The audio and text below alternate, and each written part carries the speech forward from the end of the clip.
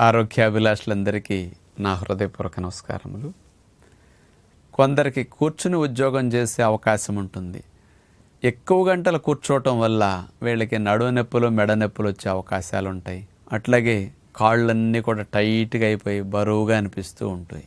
మరి కొంతమందికి కూర్చునే వారికి నుంచుంటే బాగుండి అనిపిస్తుంది. కానీ కొంతమందికి కొన్ని వృత్తులు రోజు 8 గంటల పాటు నుంచునే, లేకపోతే 10 గంటల పాటు నుంచునే పని చేయవలసి వస్తుంది. ఇలాంటి వారికి కూర్చుని చేస్తే బాగుండు అనిపిస్తుంది. ఇట్లా నుంచుని ఉద్యోగ వ్యాపారాలు చేసే వాళ్ళకి కొన్ని సమస్యలు కొత్తగా వస్తుంటాయి. మరి ఇలాంటి వారికి ఏ వృత్తుల వారికి ఏ సమస్య వస్తుందో దానికి పరిష్కారం ఏంటో ఈరోజు మనం స్పెషల్గా ఆలోచించబోతున్నాం. 8 గంటల గేటుల దగ్గర కాపలా కాసే సెక్యూరిటీ గార్డులకి ఒకటి. రెండోది, మంగళవారం నుంచుని రోజుకి 8-10 గంటలు అట్లా క్రాఫ్ట్ చేస్తున్నప్పుడు కదలకుండా అక్కడే నుంచుంటుంటారు కదా, అలాంటి వారికి, స్టేబుల్గా నుంచున్న వారికి, షాప్స్లో కానీ ఫ్యాన్సీ స్టోర్స్లో కానీ బట్టలు బంగారు దుకాణాల్లో కానీ చాలామంది సేల్స్ గర్ల్స్, సేల్స్ బాయ్స్ కానీ ఇట్లాంటి వాళ్ళందరూ కూడా నుంచుని వచ్చిన కస్టమర్స్కి ఎక్స్ప్లెయిన్ చేస్తూ అవన్నీ చూపిస్తుంటారు. ఎక్కువ గంటలు నుంచునే ఉంటారు వీళ్ళు. కానీ ఆ ప్లేస్లోనే పర్టికులర్గా వాళ్ళకి అక్కడ వెళ్ళటానికి లేకుండా ఉంటుంది. ఇలాంటి వారికి, అలాగే ట్రాఫిక్ని కంట్రోల్ చేయడానికి ట్రాఫిక్ పోలీసులు సిగ్నల్స్ దగ్గర నుంచుంటారు చూడండి, వాళ్ళు ఎక్కువ గంటలు అట్లాగే కదలకుండా పాపం నుంచోవాల్సి వస్తుంది. ఇలాంటి వారందరికీ సన్నగా ఉన్న, అసలు లావుగా ఉన్న వారికి మాత్రమే రావాల్సిన జబ్బు సన్నగా ఉన్న వాళ్ళకి, ఇట్లాంటి వాళ్ళందరికీ వస్తున్నాయి. ఇట్లాంటి సంబంధమైన ఉద్యోగాలు చేసేవారికి వచ్చే దీర్ఘకాలిక సమస్య వెరికోజ్ వెయిన్స్, కాళ్ళల్లో రక్తనాళాలు డ్యామేజ్ అవుతుంటాయి ఈ నుంచుని ఉద్యోగం కదలకుండా ఉండి చేయటం వల్ల.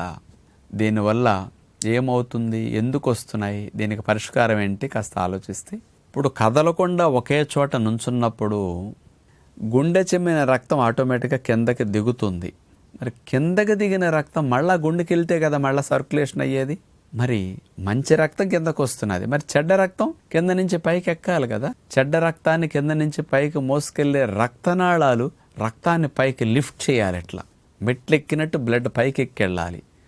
రక్తనాళాల లోపల తలుపులు ఉంటాయి చూడండి. ఈ రక్తనాళాలు ఎట్లా సంకోచి వ్యాకోచాలతో రక్తాన్ని ఎట్లా పైకి ఎక్కిస్తున్నాయో, ఇప్పుడు ఈ రక్తం కింద నుంచి పైకి ఎక్కటానికి ఏ ప్రెషర్ కారణమవుతున్నది, ఏ మోటార్ కారణమవుతున్నది అంటే కాళ్ళల్లో ఉండే కండరాలు, పిక్కల్లో ఉండే మజిల్స్, తొడల్లో ఉండే మజిల్స్ అన్నీ కూడా సెకండ్ హార్ట్ లాగా కింద నుంచి రక్తాన్ని పైకి లిఫ్ట్ చేస్తాయి అన్నమాట. చూడండి, లిఫ్ట్ అయిన రక్తం మళ్ళీ వెనక రాకుండా లోపల తలుపులు అట్లా క్లోజ్ అవుతూ ఉంటాయి. ఇప్పుడు ఈ కాళ్ళల్లో ఉండే కండరాలు కింద ఉన్న రక్తాన్ని మళ్ళీ గుండె దగ్గరికి చేర్చడానికి ఇలా సంకోచ వ్యాకోచాలతో ఈ మజిల్స్ అన్నీ పనిచేస్తూ రక్తాన్ని మంచిగా హెల్దీగా స్పీడ్గా వెళ్ళేటట్టు చేస్తుంటాయి.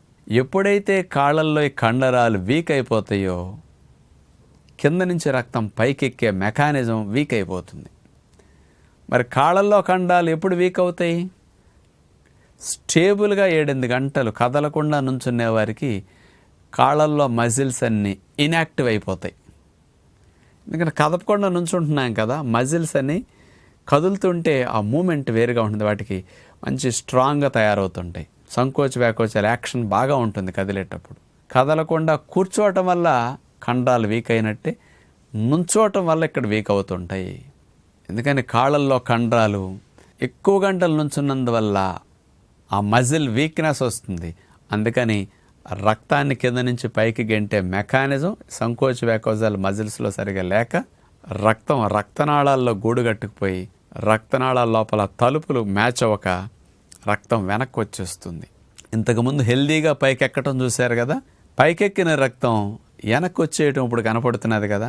దీన్ని ఎలా ఎగ్జాంపుల్తో చెప్పొచ్చు అంటే, మీరు 2 అడుగులు ముందుకు నడవండి, ఆ తర్వాత 1 అడుగు మళ్ళీ వెనక్కి నడవండి, మళ్ళీ 2 అడుగులు ముందుకు నడవండి, 1 అడుగు వెనక్కి నడవండి. మళ్ళీ ఇట్లా నడిచి వెళ్ళండి ఒకసారి, ఎట్లా ఉంటుందో చూద్దాం.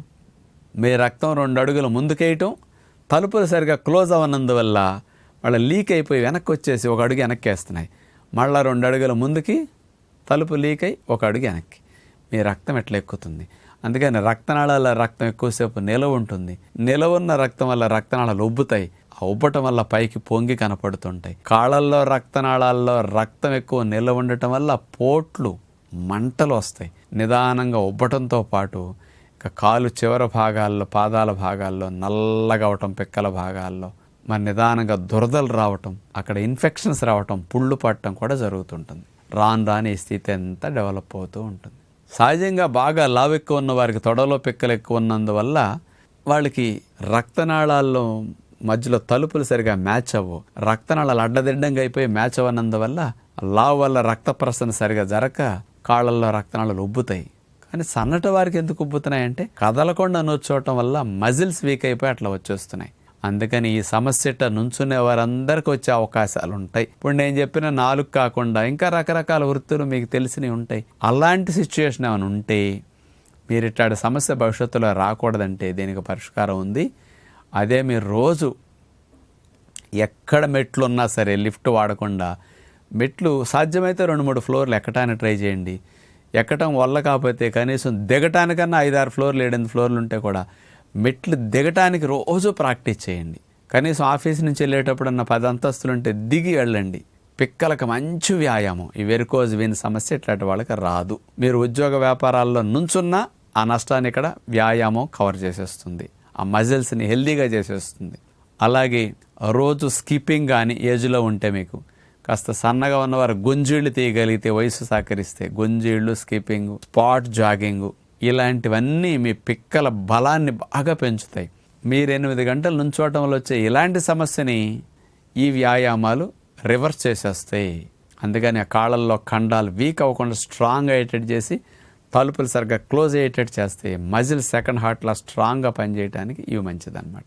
దీనితో పాటు పాదాల వ్యాయామాలు, పిక్కల వ్యాయామాలు, కొంచెం నుంచి ఏదైనా సపోర్ట్ తీసుకుని పాదాల మీద ఎట్లా అంటాం కదా, ఈ పాదాల వ్యాయామాలు బాగా చేయండి. కాళ్ళను మోకాళ్ళ దగ్గర నుంచి మడవటం ఎట్లా అంటాం. మంచం మీద పడుకునైనా చేయొచ్చు, నుంచునైనా ఒక కాలు మడిచి ఇట్లా చేయటం అయినా చేయొచ్చు. వీటి వల్ల పిక్కల ఖండాలు బలపడతాయి. ఇలాంటి వ్యాయామాలు చేసుకోండి. ఆ ఉద్యోగం 8 గంటలు చేసినా మీకు జబ్బు రాకుండా ఉంటుందని. వచ్చిన వారు ఇలాంటివి చేసుకుంటే ఉపశమనం బాగా కలిగి ఫర్దర్గా వెరికోజ్ వెయిన్స్ పెరగకుండా మంటల పోట్లు తగ్గడానికి బాగుంటుందని విజ్ఞప్తి చేస్తూ నమస్కారం.